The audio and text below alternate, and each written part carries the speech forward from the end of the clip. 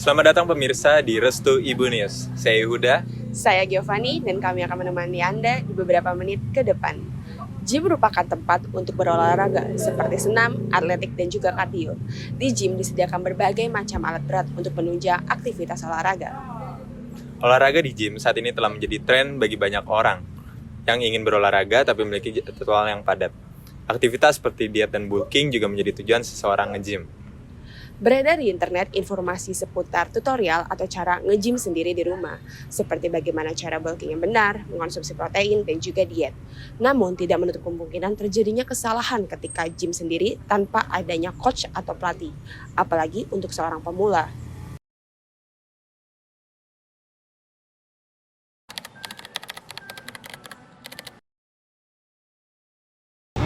Kalau untuk nge-gym sih belum pernah kebetulan Kak, soalnya waktunya juga nggak ada. Kadang pulang susah kerjanya, ribet gitu.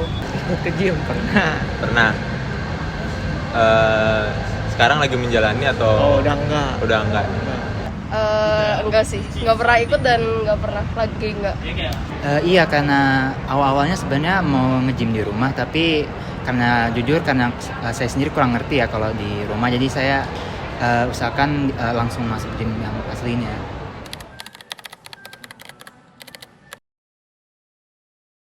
Mungkin ada sih ketertarikan, tapi kan ibaratnya faktor-faktornya juga nggak mendukung juga, kayak mungkin kerjaan, waktu juga. Tapi kalau keinginan buat nge-gym sih ada. Ya di rumah gym yang ringan aja. Gym yang ringan di rumah ya. Angkat barbel kan termasuk gym ya. Tertarik sih, tapi nggak ada motivasi.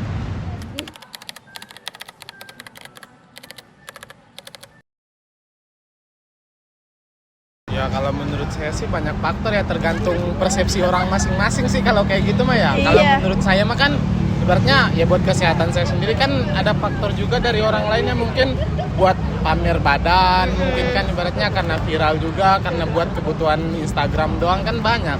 Ya kayak gitu. Saya udah nggak pernah patah hati. Oh. Iya, iya. Iya kan. Kalau seusia saya ya udah hanya untuk jangan kendor aja ya, ototnya jangan cepat Iya. ini apa layu gitu ya, Iya. jangan cepat layu. Biar tetap fit ya. Iya. Oke. Kecuali kalau untuk usia Anda mungkin bisa untuk besarin badan atau ya mungkin untuk kecilin badan kan untuk orang. Mungkin karena kadang orang ngejar healthy lifestyle, tapi healthy lifestyle yang dipromotin di internet gitu loh. Jadi kayak for aesthetic gitu. For aesthetic. Mungkin ya. Karena kebanyakan juga pada nge-start itu karena oh ya karena ini banyak yang ngelakuin jadi aku ngelakuin gitu. Bukan kayak dari mereka yang Menurut saya sendiri sih iya, karena itu cuma salah satu faktor. Karena jujur saja teman-teman aku yang ngajak aku itu nge-gym dan kayaknya lagi ada kayak masalah badan gitu. Tapi kalau saya sendiri cuma karena kurang kerjaan sih jujur dan mau gedein badan doang. Oleh karena itu, kami sudah mewawancarai seorang personal trainer dari salah satu pusat kebugaran untuk mengetahui cara berolahraga yang benar. Selamat siang pemirsa, kembali lagi bersama saya Giovanni di Restu Ibu News. Siang ini kita akan wawancara dengan Mas Usup dari Our Fitness. Halo Mas. Halo Kak, saya Usup. Saya Gio. Oke. Nah di sini kita mau wawancara dikit-dikit dulu nih, boleh ya? Nah pertanyaan pertamanya nih Mas, sejak kapan Mas jadi seorang personal trainer? Saya sudah jadi seorang personal trainer di 8 tahun lalu. 8 tahun lalu. 8 tahunan. Nah, apakah dulu belajar sama seseorang atau belajar sendiri gitu atau tidak? Kalau nge-gym sih udah 14 tahunan, sebelum juga saya nge-gym sama coach juga. Di sisi lain ya. Sampai sekarang saya jadi seorang coach juga kembali ya. Terinspirasi. Ya, banyak ilmu juga. Nah, lanjut. Apakah untuk menjadi seorang pelatih harus memiliki pengetahuan gizi dan olahraga seperti layaknya ahli gitu, Mas? Oh, kalau dibilang gizi, setiap PT pasti punya basicnya masing-masing.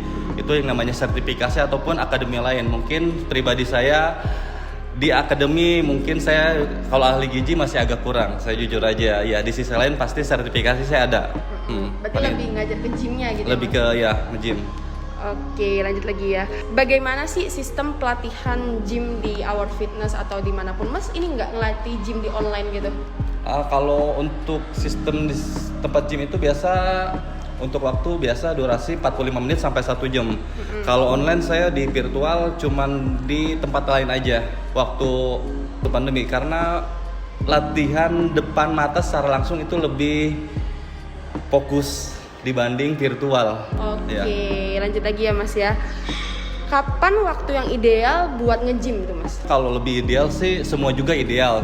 Cuman sore itu ataupun malam lebih ideal lagi, karena kenapa? Mobility fisik kita lebih banyak gerak di pagi sama sore. Makanya tadi saran sore atau malam. Oh sore atau malam? Iya. Tapi kenapa Mas? pagi juga bagus sih. Oh, pagi juga Iya, bagus. nggak ada yang salah semuanya. Nggak ada Iya. yang salah. Nih Mas, kan sekarang itu gym itu tuh lagi kayak jadi tren gitu tuh. Iya. Nah, dan orang itu bisa belajar gym dari rumah, dari aplikasi kayak Mas pas lagi pandemi ngajar di virtual. Menurut Mas, itu tuh ngancam karir Mas gak sih sebagai seorang personal trainer yang ngelatih di tempat offline tapi sekarang banyak yang virtual gitu? Oh, kalau dibilang sekarang zaman teknologi apalagi yang namanya banyak di YouTube juga gitu kan, ataupun medsos yang lain. Kalau bilang ngancam sih enggak juga, apalagi orang belum punya basic di latihan di Gym gitu. gym tertentu. Iya, mungkin kalau banyak dia ngeliat di YouTube contohnya, mungkin dari movementnya banyak yang salah, akibat dia mempunyai injury yang berakibat fatal. Better recommend datang ke tempat gym. Sama coachnya langsung gitu ya Iya, Mas ya? salah satunya begitu. Oke, ini Mas saya mau nanya lagi nih, kan gym itu sekarang masih jadi tren ya, orang-orang pada suka nge-gym. Nah, menurut Mas nih ya, kenapa sih banyak orang itu nge-gym? Apakah karena yang medsos katakan karena patah hati, atau masalah kesehatan, atau gimana tuh Mas, lifestyle gitu? Oke ya, salah satunya nge-gym itu lifestyle juga iya. Terus body goalnya juga pastinya. Soalnya kan sekarang banyak yang namanya kayak asupan-asupan yang maaf kurang bagus, penyakit juga macam-macam. Ya, harusnya lebih kita care sama kesehatan kita sendiri. Salah satunya dengan olahraga, itu nge-gym. Oke, lanjut lagi ya Mas ya. Nih, jika sedang berhalangan nge-gym, sebenarnya apa sih olahraga yang bisa menggantikan nge-gym itu yang bisa dilakukan di rumah? Oh, kalau yang berhalangan ya terutama nggak bisa datang ke tempat gym, bisa dengan body weight sendiri, bisa dengan gerakan dinamis. Salah satunya di situ ya 3 sampai 4 set di rumah bisa dilakukan juga. Gerakan dinamis itu kayak gimana? Kayak dengan body weight, kayak jumping jack, burpee, push up, sit up dan sebagainya. Ya, tanpa menggunakan mesin ya. Oke, lanjut ya Mas ya. Banyak orang yang bulking sampai makannya bisa dibilang jorok gitu Mas ya. Iya. Seperti makan Indomie setiap hari karena itu akan menambah karbohidrat dan misalnya diimbangi dengan jus daging atau semacamnya. Iya. Memang hasilnya terlihat bagus, badan mereka menjadi gemuk dan berisi. Namun, apakah program gym seperti itu baik dan benar? Jika tidak, bagaimana sih cara bulking yang sehat itu sebenarnya? Oh. Jadi pertanyaan yang bagus juga. Kalau bulking yang sehat itu ya asupannya kalau bisa lebih terarah, terkontrol. Ya kalau Indomie sih dibilang lumayan juga kalorinya, tapi lebih menyesuaikan asupan yang namanya kualitas lebih di protein aja. Ya seperti lebih banyak daging-dagingan ataupun yang namanya, jadi protein itu nggak harus di daging-dagingan. Yang nabati juga harus itu di kacang-kacangan. Jadi lebih rekomen banyakin daging aja sih buat saran saya, ataupun di menu sayuran dan kacang-kacangan yang lain. Saya jadi penasaran deh Mas, kalau misalkan bulking itu tuh sehari kan normalnya manusia makan 3 kali ya. Kalau bulking lagi program pengen menggemukkan badan, berarti tuh makannya sehari berapa kali? Bisa 4 sampai 6 kali. Oke. Iya. Pertanyaan terakhir nih Mas Iya. nih. Agaknya kan orang gym itu tuh apa dikit-dikit protein yang seperti Mas bilang ya, harus nambah protein yang banyak. Tapi sekarang tuh banyak orang yang jual susu protein, susu bubuknya di e-commerce gitu Mas. Sebenarnya asupan protein itu yang ideal tuh seperti apa? Tadi kan Mas bilang kayak kacang-kacangan kan. Tapi boleh nggak sih kalau minum susu-susu yang dijual di pasar gitu? Oh, boleh aja sih Kak, karena kenapa? Pertama itu emang nge-gym sebagai pendukung itu kan namanya tadi protein, buat memperbaiki jaringan rusak yang namanya di muscle kita. Selain di situ, kandungan di suplemen terutama yang namanya susu itu lebih dianjurkan juga, karena nggak harus di protein tapi kandungan lain juga ada. Kayak BCAA lebih memperbaiki yang namanya recovery kita biar lebih maksimal. Salah satu di situ biar hasilnya juga maksimal. Fitness goalnya juga tercapai. Udah baik. Ya. Tapi banyak juga nggak sih Mas orang yang nge-gym itu dengan tujuan diet gitu kan, diet gitu? Oh, banyak juga Kak. Salah satunya mungkin kalau orang maaf yang obesitas, dia lebih program cutting ataupun lagi diet. Untuk program latihan juga bisa lebih disesuaikan. Siap. Kalau misalkan orang diet itu apakah dia harus ngurangin porsi makan sebanyak-banyaknya atau malah nambah kayak protein atau selain itu? Iya, kalau bagus juga pertanyaannya ya, pastinya porsi makannya lebih dikurangin, asupan protein lebih dinaikin lagi. Karena kenapa? Asupan protein itu bisa lebih, selain buat muscle, buat kesehatan juga, yang namanya asupan kita lebih nahan, bisa 3-4 jam masanya kita masih keadaan posisi kenyang. Salah satu benefit protein tuh di situ juga, Kak. Oke, udah sih Mas, kayaknya itu aja pertanyaannya. Terima kasih Oke. Mas Yusuf atas Sama-sama. bantuannya. Yo. Pemirsa, itulah hasil wawancara kami dengan Kak Usuf, seorang personal trainer. Saat ini kami sudah terhubung dengan Naura yang sudah berada di lapangan. Naura, bagaimana kondisi dan situasi terkait pusat kebugaran di sana? Baik Yehuda dan Giovanni, benar sekali, olahraga sangat bermanfaat untuk kesehatan dan kebugaran tubuh. Selain itu, olahraga juga bisa mengurangi stres dan meningkatkan kesehatan mental. Sebelum berolahraga, sangat disarankan untuk melakukan pemanasan. Pemanasan dilakukan untuk mencegah terjadinya cedera, meningkatkan ketepatan dan kecepatan, menjaga kesehatan sendi dan tulang, melatih kesiapan mental, membuat detak jantung lebih stabil, dan meningkatkan fleksibilitas tubuh. Sesudah pemanasan, Anda bisa melakukan olahraga dengan leluasa. Namun, jangan lupa, sesudah olahraga, baiknya melakukan pendinginan. Pendinginan dilakukan agar tubuh bisa kembali ke kondisi normal setelah melakukan aktivitas yang intens. Pendinginan bermanfaat untuk menormalkan tekanan darah dan suhu tubuh, merilekskan otot, mencegah terjadinya cedera, dan mengurangi ketegangan sendi, dan mencegah terjadinya kram pada tubuh. Kita kembali ke Giovanni dan Yehuda. Terima kasih Naura di tempat. Pemirsa, kemarin kami juga sudah mewawancarai salah satu ahli gizi, yakni Mbak Dia Yashinta. Mbak Dia, dipersilakan. Saat ini kita sedang bersama dengan Mbak Dia Yashinta. Mohon maaf kalau salah, boleh dikoreksi Mbak Dia. Nah, untuk pertanyaan pertama, saat ini kan gym sedang ramai dibicarakan. Nah, terus ada yang trennya nih karena orang patah hati, Mbak. Kemudian menurut Mbak, apa sih pengaruh olahraga fisik terhadap mood atau perasaan seseorang? Oke, memang tren ya ternyata ya. Sebenarnya kalau kita lihat nih, Mas Yehuda ya panggilannya ya. Nah, oke, sebenarnya kalau kita lihat tuh kenapa orang patah hati, kita cari tahu penyebabnya dulu ya. Kenapa mungkin tertarik ke gym? Pertama mungkin karena mereka mencari kesibukan, pasti biar nggak galau terus, biar nggak nangis-nangis terus gitu kan. Terus selain itu biasanya orang patah hati itu suasana hatinya kan jadi nggak baik tuh. Gitu. Nah makanya mungkin mereka ingin melampiaskan ke sesuatu yang lebih positif. Nah menurut aku itu hal yang bagus sih, karena itu suatu hal yang positif ya, dibandingkan kita mengurung di kamar atau justru jadi ke hal-hal negatif lainnya gitu. Dan memang kalau secara fisik ya, ketika kita olahraga nih, tubuh kita tuh mengeluarkan hormon bahagia. Itu ada 3 tuh, ada serotonin, dopamin, sama satu lagi itu kalau nggak salah endorfin. Jadi itu hormon anti stres yang keluar ketika kita olahraga. Makanya nggak heran nih kalau misalkan teman-teman atau orang-orang yang lagi patah hati terus olahraga dan merasa feeling better, itu emang benar gitu.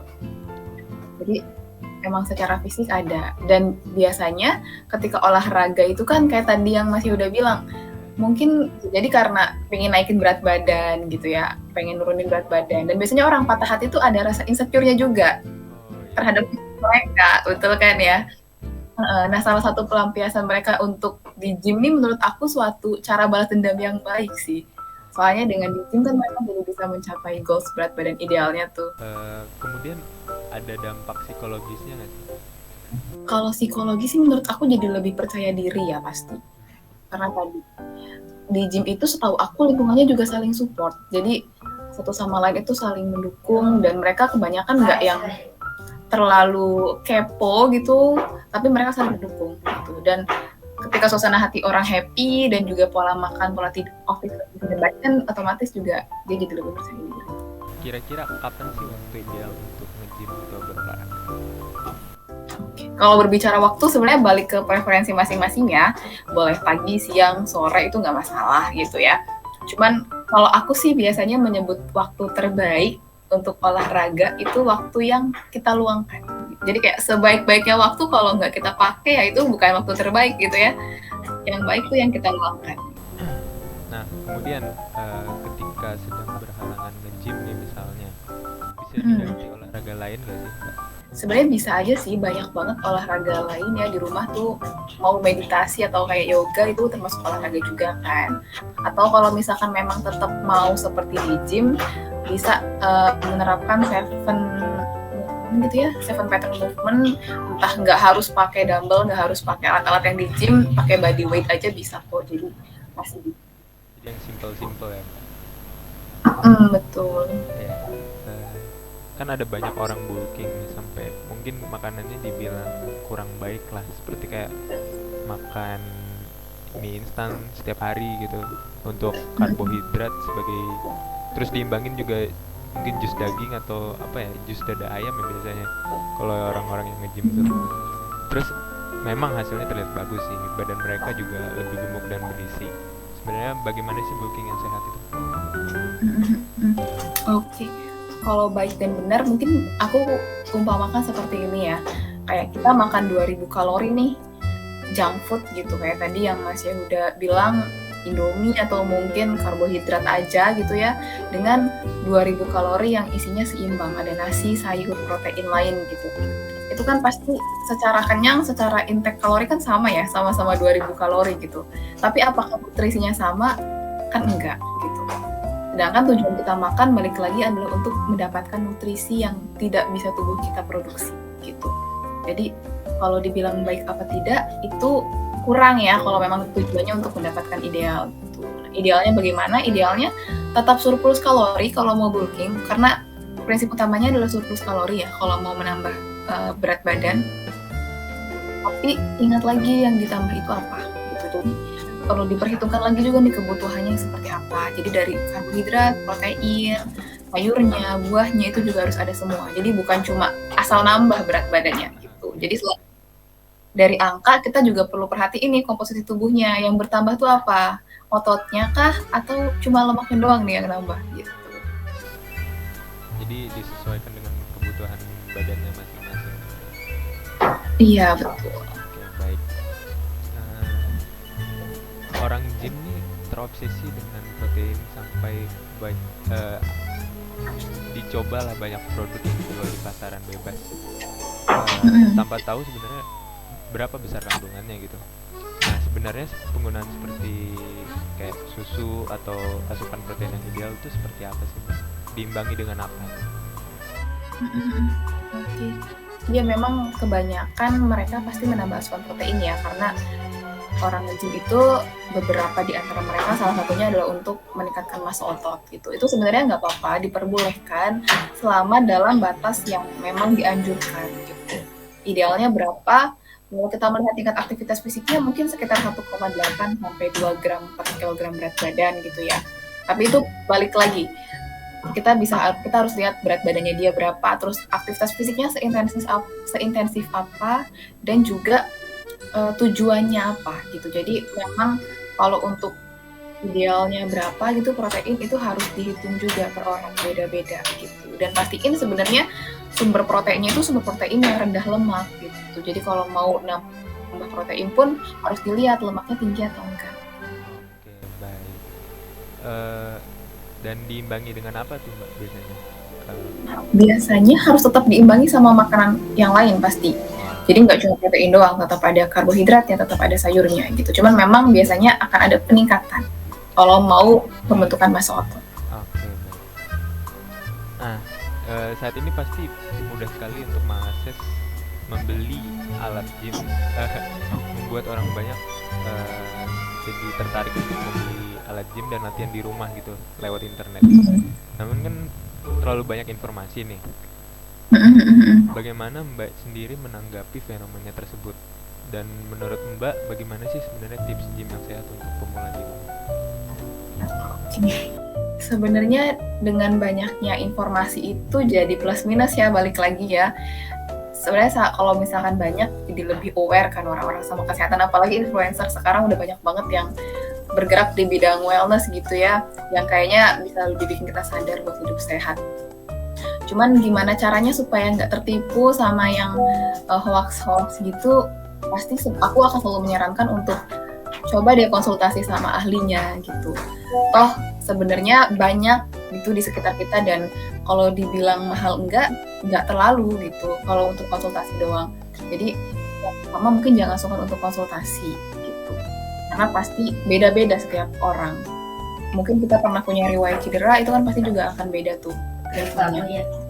Kemudian untuk tipsnya pemula gitu ya yang di rumah, itu kalau aku sih selalu bilang mulai dari 5 menit pertama aja dulu.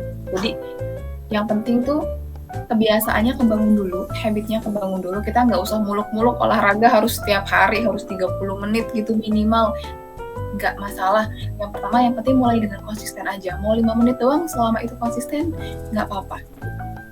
Terus tentuin dulu nih kira-kira tujuannya apa latihan ini. Apakah mau sehat doang, mau bugar aja, atau memang ada tujuan tertentu kayak tadi kayak bulking atau mungkin peningkatan massa otot gitu. Jadi bisa disesuaikan lagi sama tujuannya karena pasti beda tuh training yang digunakan. Oke, jadi nggak hanya niat aja ya, tapi dari tujuan itu kita harus justru gerak dan seperti yang Mbak bilang tadi ya harus tahu lah tujuan kita berolahraga itu apa. Nah, prinsip-prinsip diet yang seimbang dan pola makan yang sehat itu seperti apa, Mbak? Sebenarnya kalau ngomongin diet seimbang dan pola makan sehat nih panjang sih ya. Mungkin aku akan rangkum secara singkat aja gitu. Kalau yang pertama sudah pasti beragam. Beragam itu artinya kita nggak cuma makan satu kelompok makanan gitu. Kayak tadi kita nggak cuma makan protein, kita butuh semuanya. Kita harus makan karbo, kita perlu makan sayur. Dan itu beragam. Mungkin teman-teman bisa ganti karbonnya jadi nasi merah atau mungkin jadi ubi, jadi beragam. Itu yang pasti pertama, ada konsumsi makanan beragam. Kemudian yang kedua adalah pertimbangkan keseimbangannya. Jadi intake nih yang masuk ke tubuh kita sama yang keluar itu juga harus imbang. Kalau tujuan kita untuk weight loss berarti yang masuknya perlu dikurangi, yang keluarnya perlu ditambah. Kalau maintain berarti harus imbang. Kalau misalkan mau bulking berarti tadi harus ditambah intake-nya gitu. Jadi pertahankan keseimbangan energi yang masuk dan keluar. Kemudian pasti perhatikan dari pola makannya. Pola makan ini nggak cuma dari jenis makan, tapi juga dari porsinya dan juga jamnya, waktunya. Jadi kalau yang sekarang mungkin yang tren tuh 3 jenis jumlah jam, itu bukan cuma buat orang diabetes, tapi sebenarnya buat orang sehat juga itu bisa diterapkan. Jadi penting juga buat milih jenis makanannya, mana yang makanan yang nilai gizinya tinggi, gitu ya, dan porsinya. Jumlah yang kita makan itu seberapa banyak, dan juga tadi jamnya. Penting buat kita punya waktu makan yang teratur. Oke, baik Mbak. Terima kasih banyak Mbak. Sesinya sudah selesai, sesi wawancara. Terima kasih banyak sudah menghadiri Google Meet ini. Ya, terima kasih juga Mas Yehuda. Baik Permisa, terima kasih. Sekian informasi yang dapat kami sampaikan. Saya Yehuda. Saya Giovanni. Pamit Kami undur diri.